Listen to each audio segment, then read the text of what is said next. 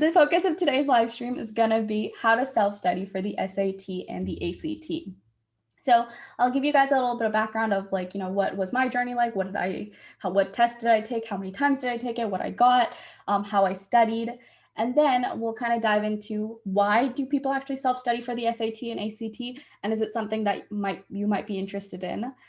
As well as some tips. So we'll walk through like how to make a schedule, diagnostic tests, how do you take those? How do you analyze your score? How do you set goals for yourself throughout this whole process? How do you identify your strengths and weaknesses? All these are important parts of the process to do well ultimately on the SAT or ACT. So we'll talk through some tips and tricks, but I was an SAT and ACT tutor about a couple of months ago. I was a private tutor, so I am very familiar with both of these exams and how to study for them and what students usually tend to struggle with.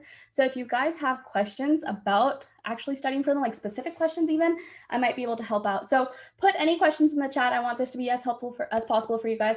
I'll be sharing information, but of course, I'll take questions as they relate to what I'm talking about, or I'll kind of save them towards the end. I see a lot of thumbs up. I don't know why there's so many. I'm glad you guys can hear me. Okay, some background. So I took the ACT only. I did not take the SAT, and I took it twice. And I chose to focus on the ACT because I really liked science, and I knew I wanted to pursue possibly something in medicine in college, which is why I was like, okay, well, the ACT has a science section. It might be more geared towards my strengths. So I do recommend if you are trying to go down a particular path, maybe specifically medicine, I think, or anything like STEM related, the ACT might be a better focus for you. That being said, the science section on the ACT is not really testing any science knowledge. It's not going to ask you specific questions that like cover AP biology concepts or AP chemistry concepts, but that knowledge, that like critical thinking skills or research analysis, all those skills are going to come in handy on the ACT science section.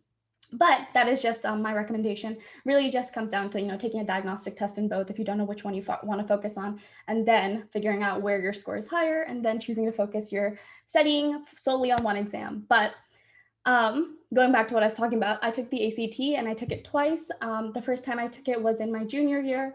I think it was December. And then the second time was my senior year, at the very beginning of my senior year, right before college app started. The first time I took it, I got a 33. Which I was happy with, but I wanted a slightly higher score, which is why towards the beginning of my college application cycle, I was like, let me do this one more time. And then I did it and I got a 35. So that was the score I was aiming for, so that did pay off. In terms of how I prepped, the first time I prepped, I studied for 2-ish months. So when I took it in December, I was prepping during the school year. So I had a limited amount of time in addition to everything going on in school and extracurriculars. So I couldn't dedicate full days to studying for it, except on the weekends. But usually during the week, I would set aside at least a couple of hours, maybe like 1 hour each day, to actually go through test prep material, like in the book, Kaplan, Barron's. I can't remember. I think I used the Kaplan one, but figure out which book works best for you. And then when the weekend came around, because I had 3 to 4 hours to dedicate for a full length exam, I would set aside that time to take an exam on Saturday, and then Sunday I would review it. And then the following week, I would figure out what my weaknesses were and then focus my studying on those things. So study for 2-ish months like that up to my test date. And as I got closer to my test date, I actually started taking more practice exams because I felt like that was what was going to get me to my goal score faster, because I needed to figure out what I was actually struggling with rather than just reading material. But I did take a prep course. It wasn't very helpful. I think the only way in which it was helpful was sometimes when I had things I was struggling with, I would be able to go to the tutor and be like, this is something I struggled with. Can you just explain this concept to me? But I can say that, like, if you have friends who are taking the ACT or SAT during the same time, having like a study group like with them and, bouncing ideas off of them and being like, this is a topic I struggled with. Do you want to explain this to me? And I'll explain a topic to you that you struggled with. I think that works a lot better because these test prep courses are expensive. But I didn't find it very helpful. Truly, the practice tests were the most helpful. But I think a test prep course is helpful for those of y'all that want structure in your routine. Like if you want homework assigned to you and you want to be able to be held accountable by someone. So like a tutor saying you need to finish these units by this day and take a practice exam when you come in and see us. So I think that structure was nice, but it's totally not necessary. Practice tests are the most helpful. So reiterating once again, I was an SAT, ACT tutor, so drop any questions about anything, honestly, related to both exams. But let's dive into, why do people self-study for the SAT or ACT? Well, there are several reasons that someone might choose to self-study for the SAT or ACT.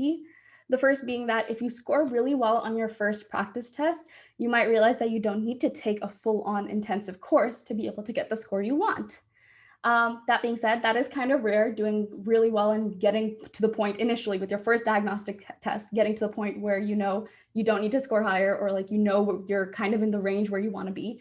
That's kind of hard for a first diagnostic test. Definitely possible though, but everyone can benefit from studying for the SAT or ACT with a well thought out plan, but you don't need a prep course to do that. Some people might even choose to self-study for the SAT or ACT if they can't afford test prep, which is very normal.